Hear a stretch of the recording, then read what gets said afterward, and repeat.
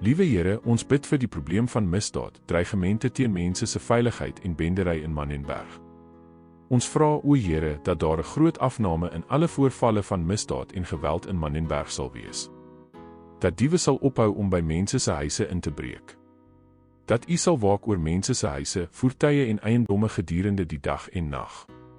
Dat diewe sal ophou om ander mense se eiendom te steel. Dat misdadigers sal ophou om by mense se voertuie in te breek. Dat U hand van beskerming, o God, oor die inwoners van Manenberg sal wees, na en van hul skool, universiteit en werkplek. Dat U ons mense sal bewaar en oor hulle sal waak wanneer hulle by die huis is, en wanneer hulle op pad is na en van hul openbare en werkvervoer. Dat misdadigers sal ophou om voertuie te kaap. Dat U beskermende hand oor die voertuie sal wees waarin mense werk toe en terug en ander plekke reis. Liewe Heer, ons bid dat U elke ketting van bendeaktiwiteit en bendegeweld in Manenberg sal breek. Dat gangsters en misdadigers sal ophou om mense te beroof. Dat bendes en misdadigers sal ophou om mense te benadeel en aan te rand.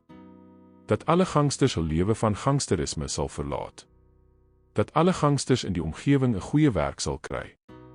Dat bendes sal ophou om die lewens van jong en onskuldige gangsters in gevaar te stel deur hulle opdragte te gee om ander mense skade aan te doen, veral deur moord.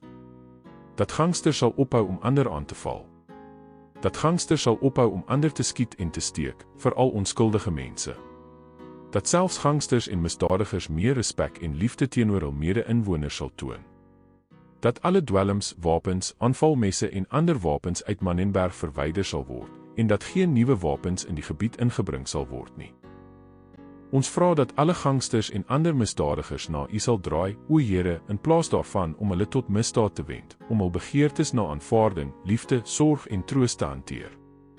Dat alle gangsters en misdadigers na die Verlosser, die Here Jesus Christus, sal gaan met hul vermoeide harte en swaar laste van emosionele pyn, wanhoop, ontneming en gevoelens van ongeliefd en ongewenst wees, sodat hulle rus vir hul siele kan vind. Dat gangsters sal besef dat hul eie lewens en die van ander kosbaar is in die oë van God. Dat gangsters gaan ophou om dwelms te verkoop. Dat gangsters sal besef dat omdat God die gewer van lewe is, hy die enigste een is wat die reg het om iemand se lewe weg te neem. Ons vra al hierdie dinge in die kragtige naam van ons Here en Verlosser, Jesus Christus. Laat asseblief U volmaakte wil in Manenberg geskied. Amen.